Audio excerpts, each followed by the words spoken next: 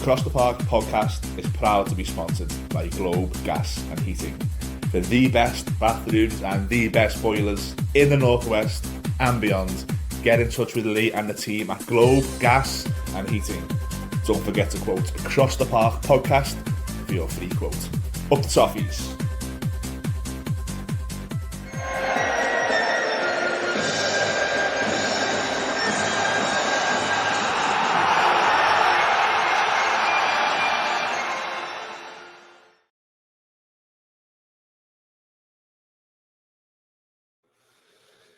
Hello everyone, welcome back to Across the Park podcast. I feel like I'm getting ready for a Friday night out there, Mills.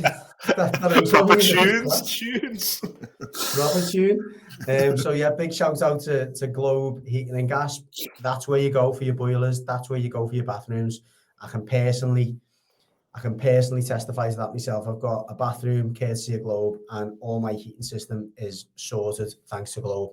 It's getting very cold at the moment, so again, if your boiler's on the blink, or you're after a new one, or you're after a new heating system, they sorted me out a few years ago with underfloor heating, and I'm telling you, it's a game changer. Saves you a load of money, but more than anything else, it's nice and toasty when you come downstairs. So please check them out. There's their Instagram at the back, but at the bottom, that's the best way to get them. Globe Gas Plumbing for your bathrooms and boilers. Check them out. Mills, good to have you back, mate. Well, good for us to both be back. I think the last one I recorded was with Colin a few weeks ago. As we always say, apologies, we've not been as frequent as we'd like, but you know, life sometimes takes over, and we're not blessed by being full-time podcasters yet. And I don't think that's on the horizon. But thanks everyone who's bared with us, and thanks for tuning in as always. How are you, Mills? Good mate. It is good to be back. Like Judgy, like you've said there. It's just finding time, isn't it? You notice that we're not in the studio, so me and Judgy have made the decision that we're going to try and put something in our diaries every week now to do something online, and as and when we need the studio, it is there. But me and Judgy have had some nice people come over to us in the match asking where the podcast is, and that always makes us smile. So we're hoping to do a bit more. But yeah, all good, Judge. I should see you got a new set. You haven't been round for the house yet, so when you come round to raise your wine cellar, bring a nice few bottles of red, and we have the cheese out. I haven't been invited, mate. Just waiting for the invite. Invite for you. Just keep refreshing, and just no one's coming. Waiting for an invite in my calendar. Got the Christmas tablecloth here, and my little boy Noah was like, "No." I said, "What do you mean? No, it's red." Yeah. I'm not happy with that myself, but it is the season, I guess. But you can definitely get a blue one. Maybe we'll do that, mate. I'll come round with a blue tablecloth and some wine. There you go. Well, yeah, good to have you back, mate. Obviously, it's a decent time to be a blue. Yeah, we're doing okay. I mean, I won't get too carried away with our particular form, but it's always nice to be above the Reds. It's always nice to win when they lose, as we have this week. But listen, excellent performance from the lads on Monday night. Again, I've said it a few times over the last year. I do feel a bit of an affinity to this group. There's a few more personalities in there than we've had over the last few years. You know, there's definitely a bit more of a connection with the fans. The likes of Jack Grealish has gone out of his way. Keane and Dewsbury Hall is a bit like that. Michael Keane is becoming something of a cult hero. But before we get into that, and I guess the feeling around the place, just your feelings first of all on the results and the 3 points. Just an unbelievable performance, and we started the game well, similar to how we started Sunderland's away. And in the daytime leading up to it, and when I started thinking about the match, I actually thought, I hope we really start how we did against Sunderland, but put them to the sword. And it was going that way. And then the most unbelievable set of circumstances occurred where you I think I didn't go, so I was watching it on Sky, and Sky didn't show it in real time. It just came back in a replay, and he'd been sent off, and then you sort of worked backwards, then you just find out what happened. And when you've seen it, you're just like, you silly boy. And then I've got to admit, the proper Evertonian came out to me, but I just felt the dread then. I felt, this is it, write it off. The default Evertonian was like, we're not going to get nothing. I think the manager deserves so much credit, because how United set up, they should have changed their setup at that point. They had 3 at the back, and there was so much space still. So David Moyes just didn't really change much, kept it as a 4. He could have really went to a 4-4-0, but he kept as many bodies in the middle of the park in there. And if you look at the actual goal that we scored, Grealish found space. James Garner's found a pocket of space. Then Keane and Dewsbury Hall have then got space to run into. So it was just and then the defensive side of it was just unbelievable. I think Jordan Pickford kept us in it with a few great saves. And just every time they put a ball in the box, if Pickford wasn't saving it, we were clearing it. We were just being dominant, but really pleasing. And it was one of those games where I haven't had for ages an away game like this on the couch where I'm just standing up in the living room and I'm waiting for full time and the full time whistle, and it gave me that. Just similar to that in Casa Judge. Well, no, I was actually down in Southampton. I was watching the game at a sports bar in Southampton, which was bizarre settings. It was a nice sports bar, to be fair, but I was sitting there and there was like a group of Mancs in front of me. I was actually sitting chatting to my cousin who lives down there, so I caught up with him. He's a Red, but we're talking. I'm watching the game, and like you, when the sending off happens, I was confused, to be honest. I didn't see. I seen Gallagher give the ball away, and I seen like him and Keane have a little bit of to do, but I didn't. Again, I half chatting away, and I looked up and seen, Pickford getting involved and Garner looking like he was really irate, and I still thought it was just a bit of them two still having an argument, and it just spilled over. But then when I seen him pushing him towards the tunnel, I was like, no, surely he hasn't sent him off. And I think had the result been different, and even had we been pegged back, I think it would have been a little bit more bitter and questioning that decision. I think the manager has also been fortunate to be quite reflective about it, and he said, I like to see me players fighting, and you look across the park. Sorry to pardon the pun. You look across the park, and I think the Reds would take some of that at the moment on their, in their ranks. Some of their players actually caring that much that they want to pull each other up on mistakes. Ruben Amorim says after the game, he said, I wouldn't mind my players doing that. Well, you know what? It's interesting because you look at the two people who were involved in that interaction, and you're right in saying it was a bizarre set of circumstances, not least because of the two people that were involved. So you've got the most reliable player that we've had in our ranks for probably the last 15 years. Very rarely, he's famously combative and he gets stuck in, but he hasn't got much of a temper. He doesn't show that very often. Very level-headed, cool and short, exactly. And you've got a player who has been so low on confidence for such a long time, has been within his shell. It doesn't really say boo to a goose, and that includes the opposition. And you've got him telling our most consistent player that's not good enough. I think it says a lot for where Michael Keane is at the moment, as a player and certainly as a person, and how much more confidence he feels in this team, and that's shown again. I think it was another. Can't believe I'm using this word with Michael Keane. It was another colossus performance from him. Yeah, overall it was. I think the build up to the incident. I think Michael Keane did switch off, and Ghana guys been that's really peed him off. So I do think Keane in that instant could have done better. It didn't what happened, but overall Michael Keane doesn't so far.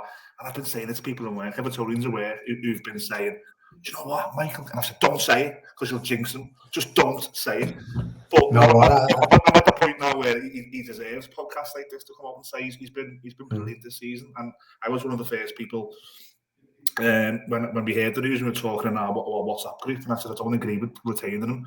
I thought it's time for a fresh start, and I think he's part of. And all of a sudden, you're almost like, thank God. Thank God he didn't go elsewhere, because we've needed him due to injuries, but we've needed him in real time so many times this season, and he's coming through every week.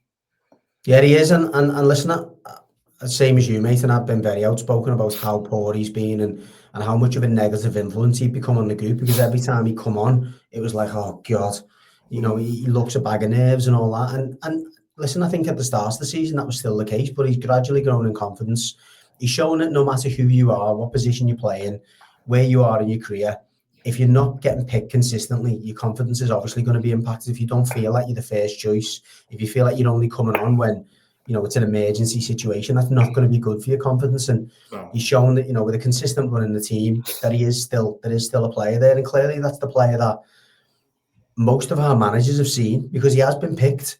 He has been picked consistently by managers at some point in time. And the fragility has obviously come out in the end, and that's sort of come out of the team. But I think now's the time. I agree with you. I've been reluctant to praise him I've been his biggest critic, but I think now is the time that he gets that recognition because he scored a vital goal against Fulham. I thought he was excellent again the other night, and I think even after that incident happened, it clearly still got to him, because I don't know if you've seen it. He runs down the tunnel at half time. David Moyes has to run after him, so I think he was still riled by it.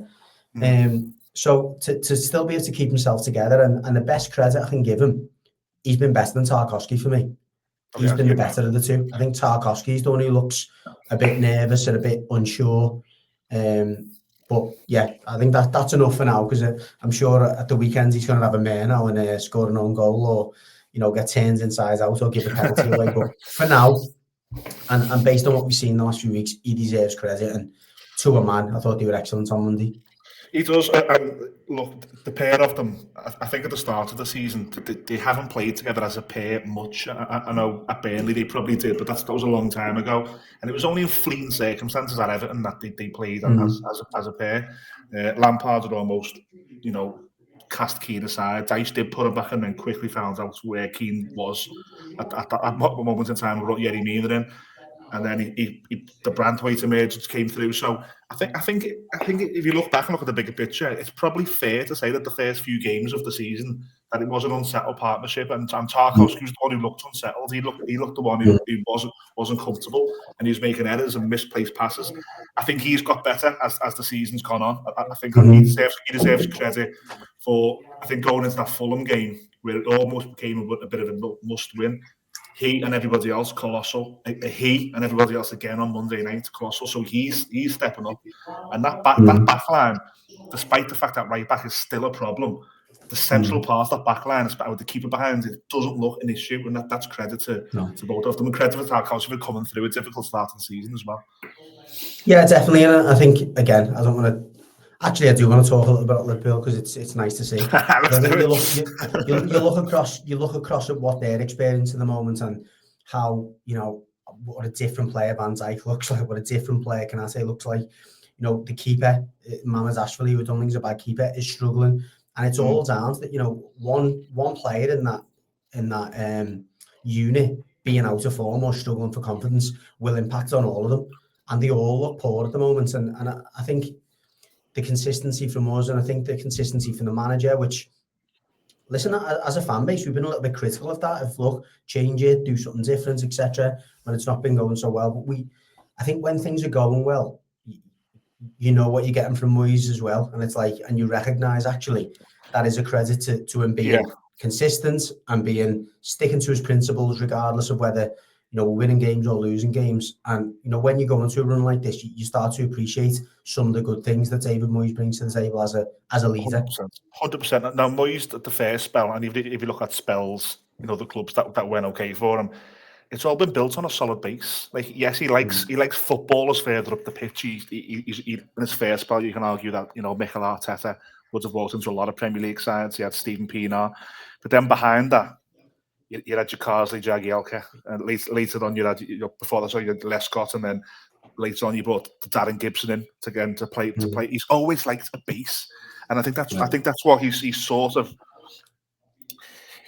walked into the foundations of a good base already, and it was up the pitch that needed tweaking, wasn't it? Defensively, Everton weren't really vulnerable, even under Sean Dyche, but we couldn't find a way to win a game, and he found a way last season by utilising Doucouré, by utilising Eleven and Ndiaye in different ways. He's now looked and said, if I put a Keane in Dewsbury Hall, if I put a footballer as our number 10 and a footballer behind him and a footballer to his left, and that's how we hit teams. And I think in the short period he's been here, he's almost took us back style-wise to how he left us. We're very good. We're very good up the pitch. We are lacking a striker. You can't argue the chances that are being created for the strikers. That's all coming from creative football. And we just discussed there, the base has been fine. The keeper's great. 2 centre-halves have been good. Arguably, the best centre-half is still yet to come in. And it all links now, doesn't it? See, the right back and the forwards, they're still the two glaring areas where you've got to address it, because if they're the areas that are restricting Everton and going up the table, then what you're going to look at is you're going to look at the likes of Eleven and Ndiaye. Does his head get turned? Does he think I've reached the level here? So I think the January, despite us doing well, I think that January window is the real chance for us now to go and strengthen. I think that January window is a lot more interesting now, because if you're talking about a team that's 14th, maybe 8 to 10 points off the top six, which I don't think we'd have been too disappointed to be in. I think that's probably where we thought we maybe could or should have been at the start of the season. You're now looking at a team that's 11th in the league, 3 points off 5th. I know, crazy. And it's such a, it's wide open. And as you say, you've got a real chance. And the owners, I think, will be sitting there in the background going, you know what, if we roll the dice a little bit here, we could take ourselves on by 2 or 3 years further than where we thought, because it is wide open. There's a lot of teams who are beating each other, and you only have to be that little bit more consistent. And that's what Bournemouth were last year.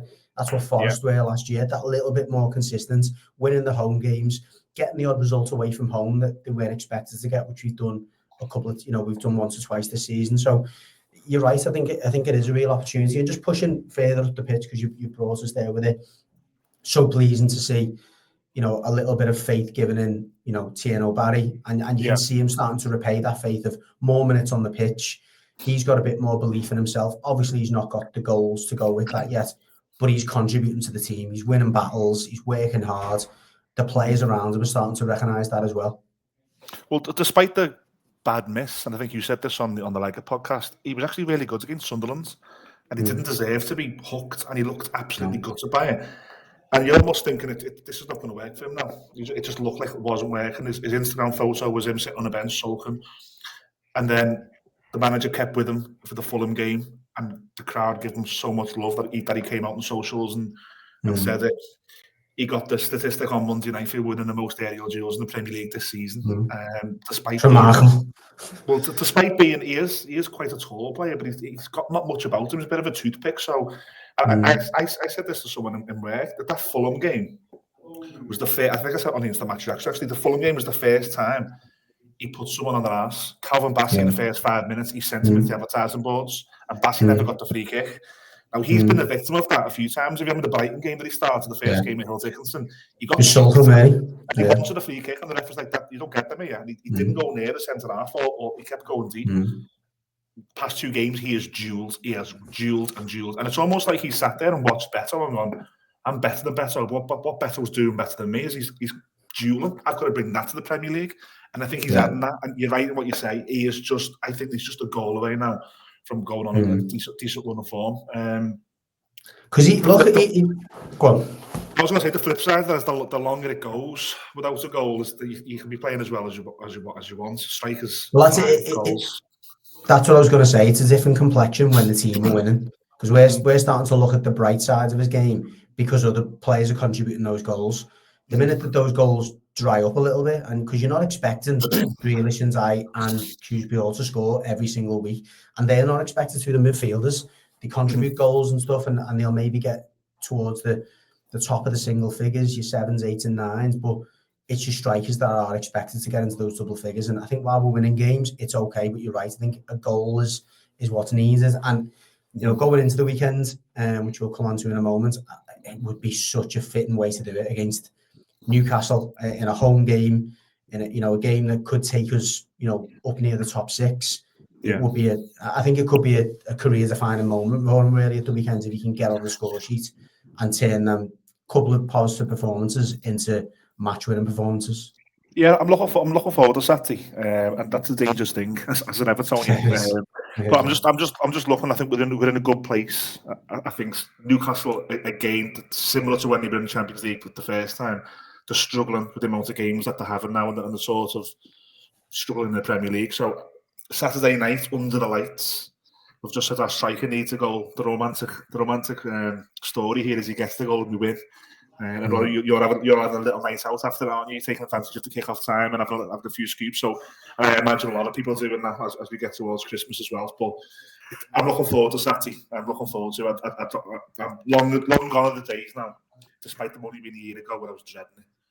Going to games, I could have seen it. And even though it was the last season, it was meant to be special, it was draining. And it's sort of night and day now. It feels the feel good factor is here, and when the feel good factor is here, we can always in hindsight look back and be laughed at. But in the moment, I'm going to enjoy it. I think we're in a good place, like you said. The league is so tight now that we've got Newcastle at home, we've got Forest at home, got Bournemouth away, it was suddenly looking vulnerable. Then we got Arsenal and Chelsea. But those 3 games before that, if we can take some points in those games, get past Arsenal and Chelsea, go into January and still be around 6 points or 5 points off a European place, then we could be looking at a really positive second half of the season. And go on. Yeah, no, I was going to say, just before we move past the United game, I've spoke to a few people who are, kind of inside the camp, and they pointed out how significant Jack Grealish was before the game, at half-time in the game, in terms of letting our players know, look, we should be coming here and trying to win. We should be coming here and beating these teams. These aren't great. We can get at them. We can do this. As a little bit of, and when I think about it, and I've spoken to a few other people about it before coming on, and I said this at the start of the season, and as I said it, I think we were standing in the Hill Dickinson Stadium at the side of the pitch. I said, regardless of what we get with Jack Grealish in terms of whether he's the person he was at Villa, whether he's the person he was at City, or anything in between, what we are getting is a winner. Someone who goes and wins games, and someone who will positively influence the dressing room. He'll grab the game by the scruff of the neck, whether it's by a performance or whether it's just by his words. And I think you've seen, listen, this isn't the Man United of the 90s. We all know that. We've seen we've seen worse teams than us go there and beat them. But as a club, we've always been intimidated by Old Trafford. We were last season under Sean Dyche. I sat there and watched it, and we got turned over. I think it was 3-0, and we were awful. We were nowhere near the level, and that was a poor Man United team. But that was a controlled, mature performance. And I do think, and again, we've said it a few times, the personalities in that dressing room, and the people like Jack Grealish, even the people like Dewsbury Hall, who've gone and won things last year with Chelsea, people like Ndai, who feels he should be playing at a higher level than he is now. I think we're starting to see a little bit of that cockiness and that arrogance of, do you know what? We don't have to be intimidated by teams like Man United because of their history, because of Old Trafford, and because of the previous records. And they're starting to dominate some of the older the players who have been through those bad ruts and those relegation battles, and starting to pull them along with them. Do you think that's fair? No, I think it's very fair. I think it's a point that you don't look at a lot. So if you look on the pitch, the likes of Jack Grealish has improved a lot of Everton players, how they play. James Garner looks like he thrives playing with them. Dewsbury Hall, despite being a new signing, wasn't playing a lot at Chelsea. He looks to be thriving.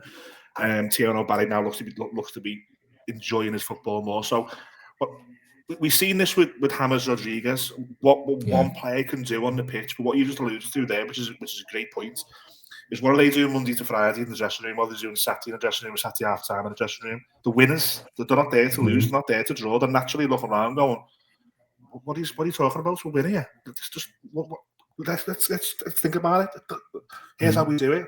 And it's such a great attribute to have in our dressing room at the moment, to have a winner in there, because we haven't had a lot of winners in that team for a long time, and all our good players got cast aside to pay debts, and you had players who historically were not winning things, so that mentality in that dressing room was not.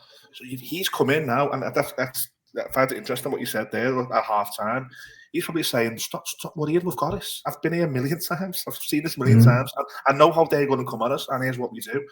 And we haven't been in that position a lot of times. We haven't had the players to. So I think that's a really interesting thing that you've heard there, yeah. Yeah, and again, though, it's now I can't express, and I feel like we say this all the time, how much of an important game this weekend is, because, you either then are guilty or accused of being a team that, okay, yeah, you might win one at Man United, but you haven't got that consistency to go and actually be in the mix and climb those places. So I think it's just as important that between the Man United game and Saturday, it's like, listen, that Man United win is nothing unless we win on Saturday, because it isn't. You go and lose against Newcastle on Saturday, it's like, well, that's the way these games were meant to play out. You beat one team, you lose against the other team. And so I'm really, I agree. I'm looking forward to the game. I think it is one that we can go and take the game to them. We can go and get 3 points, etc., and we should do. But we've got to have that same attitude's got to be carried into the Newcastle game, in terms of that determination and that willingness to go and do the hard work, and because that's what we've done more than United on Monday. And obviously Ruben Amrin, as you just said, hinted at it. We done we ran the hard yards. We done a lot more than they did off the ball. And if we do that to Newcastle, a leg in Newcastle, as you've said, I think the game's ours. Well, I'm just looking at Newcastle results this season. So they played in midweek Champions League against Barcelona. They then drew with Bournemouth after it. They then played Benfica in midweek and they lost to Brighton after it. They then played Bilbao in midweek and they lost to Brentford after it. And now they've just played Marseille in the week. And again, they don't seem to be on paper. I could be proper opening myself up here to be proper evidence, but on paper, they don't seem to be having that recovery from Champions League and going into the weekend. They seem to struggle. So it's something they take advantage of and start the game fast. Yeah, absolutely. They haven't got a great deal of depth in that squad. And that midfield three that you can just, you can reel off. Get Bruno Guimaraes, Tonali, and I'm not going to get Joel. They play every week. Them three play every single week, and there's Lewis Miley who's on the bench, and there's other people. They haven't got a lot of depth in there, and they rely a lot on the energy of those three players in the midfield, and it's hard to produce 90 minutes of energy in the week and in the Saturday every single week, particularly if you go a goal behind, and you're starting to feel them legs a bit more when you go behind than you do when you're winning games. So, yeah, I think it's a really, really good opportunity for us for a number of reasons, not least their form away from home, by the way. They're dreadful. And again, I think we're both opening ourselves up here for some pelters if Newcastle go and win it. But listen, that's what we're here for. We've been in worse situations. Well, I think the build up to this week as well. So they'll have obviously midweek travel times too, and they'll have had a recovery day. And we'd have had a recovery day on Tuesday, but they played on Tuesday. So you'd like to think that not only the morale in the camps will be different this week, but how we prepare for the game, we should be one step ahead of them in preparation. We should have had that one extra day to either look at set pieces or whatever it is, but have a little bit of extra work going into it. Probably more, because they've got to travel as well, too, down to us. Obviously, it's not an issue, but you've got, like, as you say, we've got our rest day on the Tuesday. Players would have been back in, light session maybe on the Wednesday. Newcastle would have been off on the Wednesday, probably still, Marseille, even though it's France, it's south of France, it's further out the way.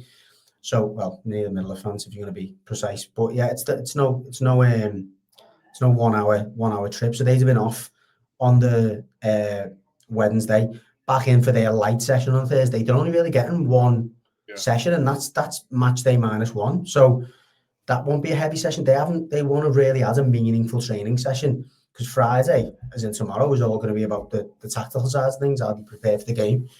So it's not ideal preparation at all. And I think that the Newcastle fans will know that, and players will know that as much as anyone. So that starts of the game, and it is so important. I think that the way we've started games this season in particular has often defined the results for us, hasn't it?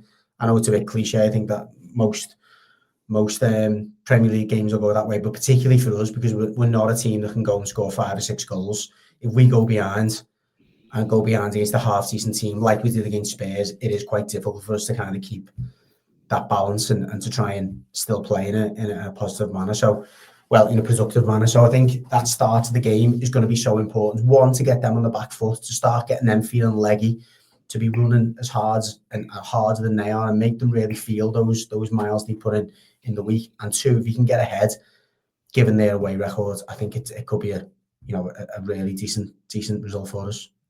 The one area of concern really is we're missing a Drissagana guy. Now with the Mail and Roll injury as well, it's going to be Irbunam. Irbunam for me is someone who plays well at times, but he can be anonymous. And we can't afford to play the way you've just said there, to be setting traps and making them work. He can't afford to be anonymous, so we're almost having to rely on Tim having a good game on Saturday. Do you know what? I think the timing could be a lot worse. I think what you do get more so this season from Irbunam, he's a big lad. He's filled out a little bit. He's a lot more physical than he was. Listen, he's always been able to cover them yards since he come in, and I think that was something that endears him to the fans early on. But he's a much bigger presence than he was last season now. I think if anything, it could be a bit of a positive. He's coming into the game as fit as anything, because he's not played a massive amount of minutes, but he's had enough minutes to be match fit.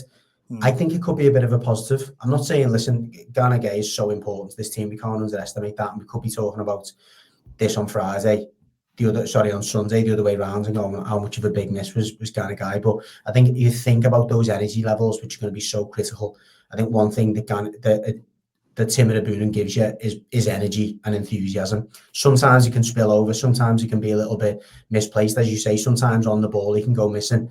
Yeah. But I think it's an ideal opportunity for Tim to come into this game and go, do you know what, this is what I can bring to the team. And I think if he can just go and get in their faces, be difficult, push them about a little bit, make them feel those tired legs a bit more, I think he could play a real role. And I think the one thing you do, hopefully, or David Moyes is going to do, is to say to Tim, just stay there, mate. You don't have to go push him forward. Let James Garner push forward. Let Keane and Dewsbury all do that work. You just be disciplined, stay in there, be physical, try and win them aerial duels, which I think he can do fairly effectively. And yeah, there's two sides to it, I guess, but I'm actually encouraged. I think it's a good opportunity for him. So what you've just said there, does that mean that you bring Jake O'Brien in to right back and leave James Garner in midfield now? I would absolutely leave James Garner. I thought he was excellent on Monday again, and I think, it's not a huge thing. I mean, he won't be getting carried away by it, but I think Thomas Tuchel coming out down to the changing room, pulling him out to speak to him, pulling Keane and Dewsbury all to speak to him, speaking to Jack Grealish, I think that's a massive thing for James Garner, because he's not been spoke about or considered in that England fold for a long time. The manager's come out and said that he thinks he should be in the mix. He thinks he should be under consideration. I think a game like he has it at Man United against his old club, dominant performance in midfield, I think he's got to stay in that midfield, particularly with the absence of Guy as well. Yeah, I agree. I was sort of crying out for Garner for the Fulham game to go right back in the week, and I was happy that he did and he played there. But watching him against United on Saturday, he's came on so much, and again, it goes back to, I think he's enjoying his football. He's playing with better players. He's a part of that little group on the field a lot. He's no longer playing with people who maybe weren't at his level technically. He's thriving. So I'm with you now. I think, although we do lose a big attacking threat by Evan O'Brien there, I think he's going to have to stick with O'Brien now. But just I know we're closing off, but it was a shame to see. It just felt for Seamus when he went off on Monday. Yeah, it has. It was a bit like the last game of Goodison, wasn't it? In the end, it was almost like, listen, your body is not built for the Premier League anymore. Whether it was a bit of a hangover of playing those 2 full games for Ireland, we don't really know. And I think the Irish fans will probably be just as disappointed as we were to see him hobble off. But it just feels to me like it was almost a realization for him and the manager that, look, okay, you might be able to play at international level against, certain teams and whatever, but I don't think his body's built for the Premier League anymore. And I think, the fact that we hadn't seen him apart from the odd few minutes, and did he play against Mansfield? Can't remember. He did play against Mansfield. He did play against Mansfield, and I think he's came on twice late on in the Premier League. Yeah. He played left back against Wolves in the cup for some mad reason as well, but he's limited game time. Yeah, and I don't know. There could be so many factors, and it might be fairly innocuous what's happened there, but it felt to me like someone who's come off the back of a couple of games for his country, and it is. I mean, anyone who's played footy will understand what I mean by this. When you get to a certain age and you're not, you're past your best from a physical point of view, your head's writing checks that your body just can't sign. And I think, he's come off that international break where he has probably overperformed physically and he's got a lot of adrenaline going into them games, huge game for his country. He's come back into a game where he's, playing normal Premier League football and he's tried to go and, play at that level again, and he's broke down. But it is sad. It is very sad. Hopefully he can, get himself back fit to go and represent his country, because he deserves that. But yeah, it's disappointing as well, because we are, as we've said a few times, desperately short of numbers in the fullback areas. Yeah, it just felt. I know Gary Neville said, he was on co-coms and he said, "I've been there. It's horrible." Yeah. He said, I've been exactly where he is, and you're almost now looking at the end of Seamus. I get all the reasons why the manager wanted him in the dressing room for this period of time, and he wanted him as a player in the dressing room, not a member of staff. I get that, but I think as a player, we've probably seen the last of Seamus, which is sad. Before we go, Judge, I just wanted to say that it's been a big win for Everton Women at the weekend. They went up to the Gateshead International Stadium where Newcastle Women play, and they won 3-1. They were actually 3-0 at one stage, and according to social media, there was over 500 Evertonians who went up there as well, which is a boss support for the women. Did you have a winter break, Judgy? And the winter break comes up after the 13th of December, and they're at home at Arsenal at Goodison Park. So I'm gonna nip down there for that. I'm gonna try and take the kids to support the women. I know the weather's not kind at the moment, and it's hard to take kids out in that environment. But I think my Goodison's still there, and the women need our support. I'm gonna pop down there. Yeah, I'll be there. I'll come down with my daughter, and I think from their perspective, just briefly on the women, it was a bit of a morale boost. And I know they've been the wrong side of a few unfortunate defeats where they've been the better side, and I think they've got a few injuries as well at the moment that they're carrying. But as we've said a few times, they're a really good group. Brian's a top guy, the manager there, and we wish them the best. But you're right, you're spot on, mate. Goodison's still there, and they're trying to make it their own. And it is such a positive environment to bring your kids to. So if you are struggling to get to Hill Dickinson Stadium for the men's games because it's sold out and tickets are hard to come by, and you've got your kids that have still got that Everton bug, get them along. Show them Goodison because it's still there in all its glory, and yeah, give the women some support. Yeah, absolutely. Good win for Everton Women. Well done. Just before we go, Mills, predictions then for Saturday. Predictions. I'll go with an old school under the lights, crowd behind them, 1-0 Everton. And I'm gonna go even further. An Illiman and Dye penalty in the second half. Oof. Okay. I'm gonna go 2-1. Don't get your money on that, by the way. No. When Judgy says something, get your money on it. When I say something, don't. I'm gonna go 2-1. And we've talked him up earlier in the episode. I'm Tieno Barry first goal. I think he's getting chances, and he seems to get chances really early in the game as well, which sometimes can be difficult for a striker. But I think he'll be feeling the love as of the Everton fans again following the Fulham game and that performance at United. He's due a goal, and I think he will get one. So get your money on Tieno Barry first goal. Everton 2-0 or 2-1 or 2-0. But I'm definitely going for Everton to get a couple. Absolutely love that. I would love it. Yeah. Well, Mills, again, thanks for your time. Appreciate it. And as Millsy said before, we will be getting online at least once a week. We will get back in the studio once things start to settle down. I think everyone knows that Christmas is a particularly busy time, and you've got all kinds of work dues as well as personal stuff you're doing with your kids. So don't be surprised to see us a little bit more online, certainly in the run up to Christmas. But we hope you're all doing well. We hope to see you about, as Millsy said, please come and say hello. We see us in the game. We're not prima donnas, we're not superstars, we're certainly not partial to a pint off here. So if you do come and see us, come up, give us a pint outside the grounds, or we'll buy you a pint if you come and chat to us about the podcast. Always great to see people, and particularly nice to get compliments, and it motivates us to come and do a little bit more. So thanks for that. Mills, enjoy the rest of your week. I'll see you on Saturday before the game, and as always, up the toffees.